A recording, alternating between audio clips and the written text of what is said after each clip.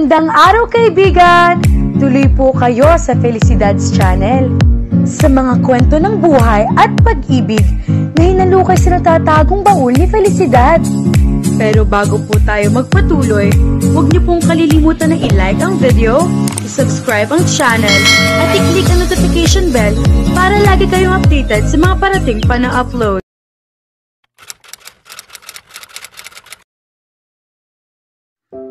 Nang gabing iyon ay halos hindi makatulog si Zaza habang yakap-yakap ang unan niya. Puno ang isip niya ng anyo ni Drake. Umaasa siyang mapapansin siya nito sa panahong naroroon ito sa kanila. At isipin gamit nito ang punda ng unan niya, kumot at bedsheets. In 2-3 days ay papalitan niya ang mga iyon at titiyakin niyang hindi malalabhan. Itatabi niya ang mga iyon sa pagtulog.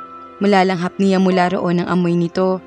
Hanggang sa lumalim ang gabi at hilahin siya ng antok ay mukha ni Drake ang laman ng isip niya. Tulog pang kuya niya at ang bisita nito nang magising siya kinabukasan ng bandang 7:00. Hindi na niya hinintay ang chocolate na tinitimpla ng mommy niya para sa kanya. Nagpaalam siya na may importanteng kailangan kay Amanda. Agad niyang pinarang isang dumaang tricycle kahit na may laman iyon. Sa mismong likuran ng driver siya umangkas. Amanda was her classmate and friend at sa may labasan lang ang bahay ng mga magulang nito. Amanda, buksan mo dali! Kinalampag niya ang gate. Pupungas-pungas na napadungaw sa bintana si Amanda. Nang makita siya, ay nagmamadaling lumabas at pinagbuksan siya ng gate. Saan may sunog? Usisa nito. Nakapajama pa. Natiyak niya na gising niya ito sa pagkalampag niya sa gate. She screamed without a sound. Nasa amin si Brad Pitt. Umikot ang mga mata nito at isinara pabalik ang gate na makapasok siya. Ang aga-aga Esperanza ha? Ginising mo ako. Sabado pa naman ngayon at dapat ay mamayang 10:00 pa ang gising ko.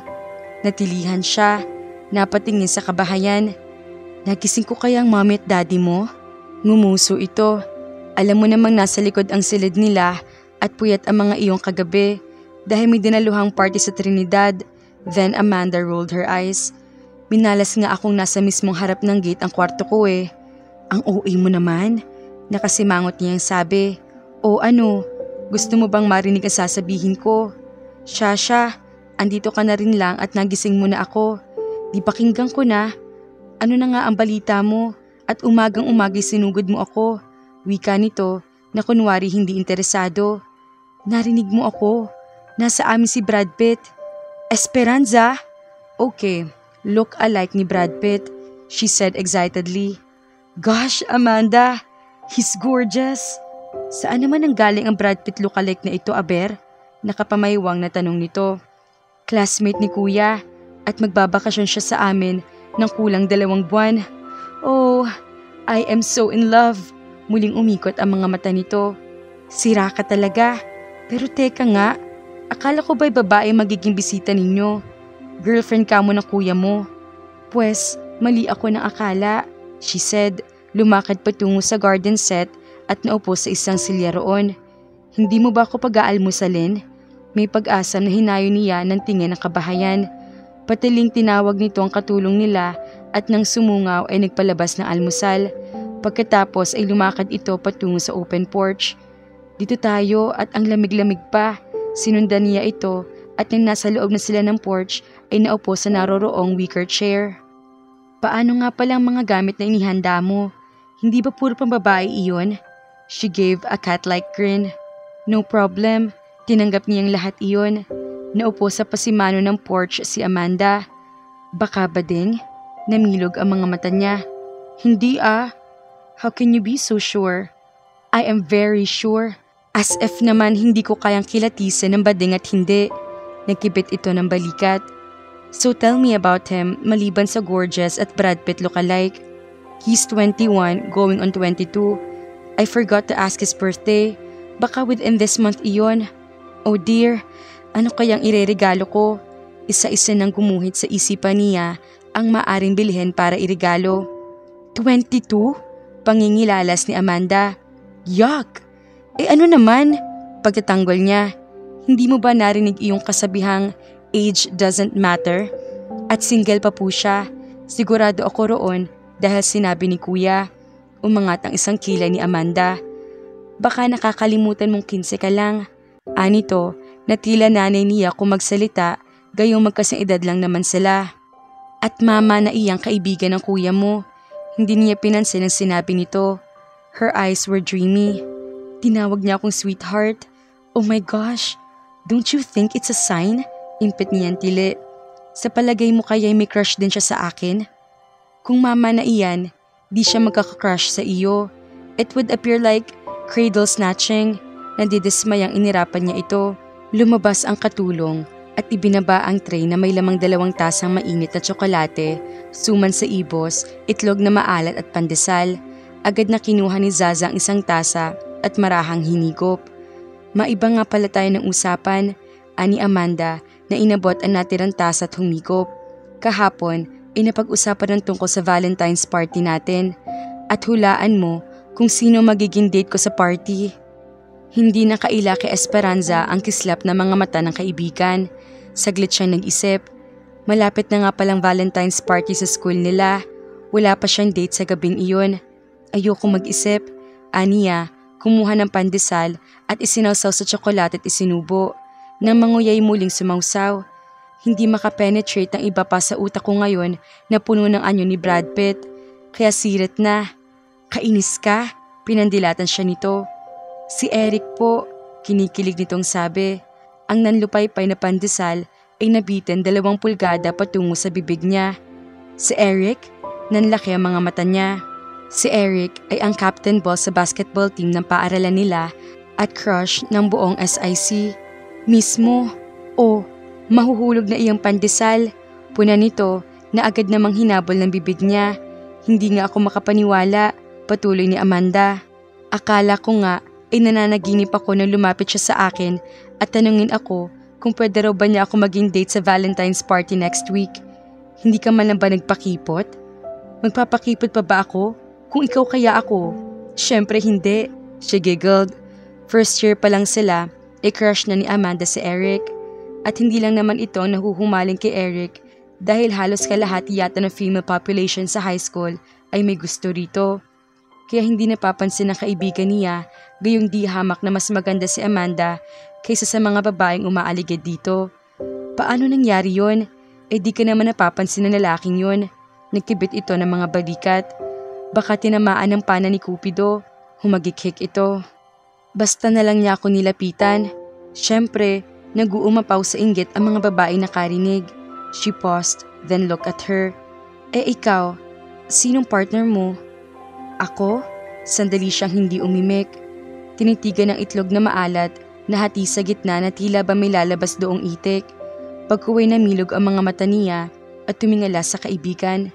Si Drake, siya ang date ko, buong pagmamalaki niyang sabi. Who is Drake? Si Brad Pitt.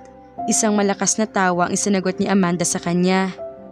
Esperanza, puro high school ang dadalo sa Valentine's party natin. Magiging out of place iyang Drake mo dahil mama na iyan. Basta, patabog niyang sagot. Hindi naman kabataan ng mga teachers natin, 'di ba? Hay, naloka na po talaga sa Esperanza. Sa nakalipas na linggo ay bihira niya matsempuhan si Drake sa bahay nila. Dahil kung hindi ito tulog, pabago siya umalis patungong eskwelahan ay kasama ito ng kuya niya nag-iikot sa buong San Ignacio, Trinidad. Nagkikita lang sila kapag oras na ng hapunan.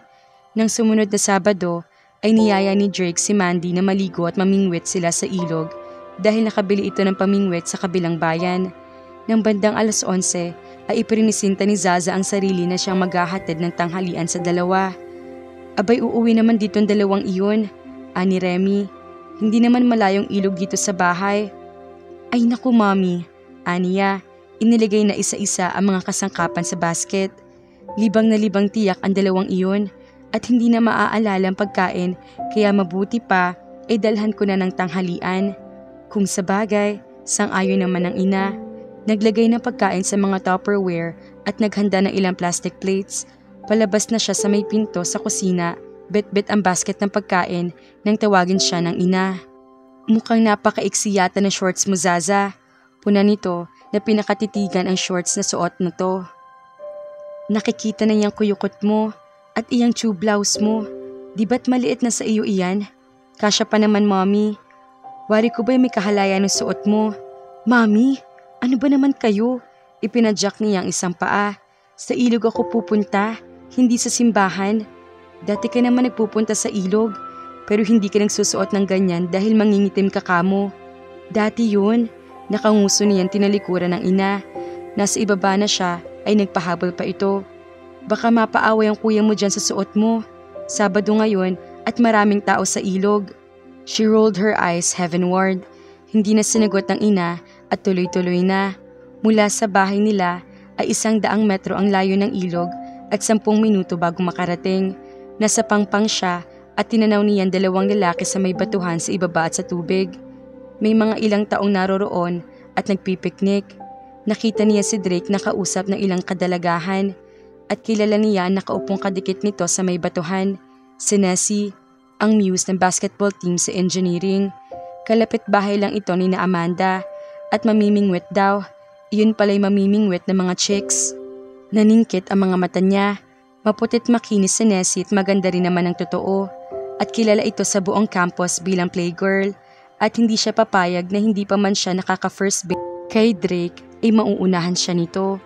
Mabilis siyang lumusong pababa at dahil nagmamadali, nasa kalagitnaan siya na madulas at tumausdos kasama ang basket ng pagkain na naunang makarating sa batuhan sa ibaba kaysa sa kanya. Napatili siya at nakuha niya ang atensyon ng mga naroroong tao. Si Drake ay mabilis at tumayo mula sa bato at patakbong nilapitan siya. Kasunod nito si Nessie at ang 3 kasamahan nito. Anong nangyari sa'yo? Napasalampak sa tabi niya si Drake na naka-shorts lang at polo shirt na bukas lahat ang mga botones. Iyon ang pagkakataon para makita niya ng hustong kakisigan nito. Subalit hindi matuon sa halos subad na nitong katawan ng atensyon niya, kundi sa kahihiyang nadama sa sandaling iyon. Nadulas ako. Obviously, ani Drake sa pagitan ng amusement at pag-aalala. Pero may nasaktan ba sa iyo? Hindi nito malaman kung aling bahagi ng katawan niya ang hahawakan. Gusto niyang mapaiyak dahil sa sakit ng gasgas niya, pero nakatunghay sa kanya si Nessie at ang mga kaibigan nito. Gasgas lang naman. And my pride. Nasaan si kuya? Itinuon niyang paningin sa paligid at umaasa makikita roon ang kapatid. Ganoon din ang ginawa ni Drake, subalit hindi tumatanaw sa ilog man o sa kabilang pampang. Kasama niya si Elma kanina, sagot ni Nessie. Si Elma ay dating classmate ng kuya niya noong high school at naging girlfriend pa. Have you twisted your ankle? O may buto bang nalinsag? Umiling siya. Gasgas lang siguro, Drake. Ipinakita niya ang mga siko niya kung saan may mga malalalim na gasgas sa pagsisikap niyang pigilan ng pagbagsak. Napapangiwi siya sa hapde. May bahagi ng gasgas na nagdurugo pa. Sa ibang pagkakataon ay matutunaw siya sa kahihiyan. Nakahantag sa lahat ng mga binti niya hanggang sa mga kasingit-singitan niya at tama ang mommy niya. Halos wala nang tinakpan ng short shorts niya. Ang tube blouse naman niya ay inihantad din ang buong likod at harapan niya. At dahil kinalakihan na niya iyon, kaya naipit ang katawan niya at lumabas ang kakarampot lang ang dibdib niya kumpara sa mga kadalagahang nasa harap niya na nagpapaligsahan sa laki ang mga dibdib sa suot ng mga pampaligo. Doon, pinatungan ng shorts ang bathing suit pero ganoon pa rin. Tila siya nene na nagdalaga. Dalagahan kung ihahambing pa sa mga ito. Gayon may naaagaw ng hapde ang kahihiyang dapat niyang maramdaman. And she wished she hadn't wore the shorts and blouse. Sana'y pinakinggan niyang mommy niya. Can you walk, Zaza? Tumango siya tumayo. Agad siyang inalalaya ni Drake at pinaupo sa isang malaki na kausling bato. Sinuri nito ang iba pang bahagi ng katawan niya at nakitang may mga gasgas din siya sa likod ng mga binti niya. Oh no! Hindi niya mapigilang hindi umatungal. Magkakapeklat ako. Drake's eyes were bright with amusement as he stared at her. Wag mo intindihin ang mga gasgas mo, sweetheart. Anito, superficial lang iyan at maraming krema ngayong pampaalis ng scars. Natitiyak mo bang wala nang masakit pa sa iyo? Umiling siya. Nilinga ang basket ng pagkain na ang 3 Tupperware ay nagkalat sa batuhan. Mabuti na lang at mahigpit ang takip at walang natapon kahit isa. Tanghalian na kasi, kaya dinalhan ko kayo ni kuya ng lunch, she said. Iniinda pa rin ang hapdi ng sugat. That's sweet, Zaza, ani Drake. Tumayo ito at tinungo ang kinabagsakan ng basket at ng mga plastic na tumilapon at isa-isang dinampot, pati na rin ang plastic plates. Pagkatapos ay dinala sa kinauupuan niya. Hindi na natin makikita ang kuya mo at malamang na ipinasyal na niyo na kasama, kaya tayo na lang ang kumain nitong dala mo. Wow! Fried chicken! Halabos na hipon at pakwan. Sarap nito. Pumilas ito ng balat ng pritong manok at inilapit sa bibig niya. Tikman mo. Sa kabila ng sakit na nararamdaman ay kumislap ang mga mata niya. Sa isang praktisadong kailambungan na nakita niya sa TV, ibinuka niya ang bibig niya, put her tongue a little at tinanggap ang sinusubo ni Drake. But she made sure tongue and lips touched his fingers. Hindi niya tiyak, pero tila narinig niya malakas itong suminghap. At nang ituon niya ang mga mata rito, ay nakatitig ito ng husto sa kanya. Pagkaway mabilis na nilingas sina Nessie. Girls, join us. Marami namang pagkain. Seryoso ka ba? Tanong ni Nessie na agad humakbang patungo sa kanila. Sumunod dito ang tatlong kasamahan. Ilang sandali pa inihain na ni Drake ang mga pagkain sa mga ito. At nang siya na ang binalingan nito upang bigyan ng pinggan ay mabilis siyang tumayo. Sa bahay na ako kakain. Aniya, sinisikap huwag ipahalata ang inis. Zaza, marami namang para talaga sa inyo ni kuya ang pagkain. Putol niya sa sinasabi ni Drake. Pagkasabi niyon ay nagmadali na siyang tumalikod. Kung magagawa lang niyang kalmutin ang mukha ni Nessie at ang mga kasamahan nito ay ginawa na niya. Ingat! Pahabol ni Nessie na sa pandinig niya ay nangangantsaw. She gritted her teeth. She hated this day. Nasaktan na siya pati pa pride niya. Lunes. Mommy, alis na ako. Tili niya habang nagmamadaling bumaba ng hagdan. Nakasukbit ang backpack niya sa likod. Naabutan niya ang kuya niya at si Drake na nasa sala. Hi Drake, she smiled at him sweetly. How's the bruises? Sinulyapan nito ang mga braso niya na may bakas pa ng betadine na hindi natanggal nang maligo siya dahil mahapde kapag nasagi ang sugat niya. Healing? Papasok na ako. Mabuti pa sumabay ka na kay Drake, ani Mandy. Oo nga naman, isasabay.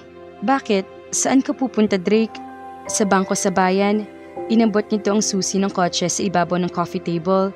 Mapapaliw ka pa, aniya kunwari pero nag-uumapaw sa tuwa ang puso.